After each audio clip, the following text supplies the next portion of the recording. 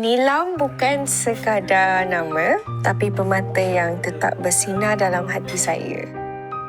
Hello? This is Nila. Kau patut je kahwin dengan dia. Lepas tu kau ambil je dah semua harta dia. Dia kan kaya. Apa salah Nila belum? Sebab dia tak layak masuk dalam keluarga kita. Hello?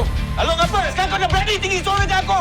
Sebab kamu perempuan tu. Apa pun terjadi, saya tetap akan rampas awak daripada sesiapa pun. Because you are my first love. Semua ni tak jadi kalau kau tak curang lah. Kau manusia yang paling jijik. Paling hina aku pernah jumpa, tahu tak? Kau akan buat benda yang bodoh, akan jadi benda yang lebih buruk lagi. Gunakan otak engkau. Sekali kau masuk dalam hidup aku, engkau akan menyesal. Ini adalah masanya untuk aku start mission aku. Kita dah jadi seorang isteri kan? Dah halal.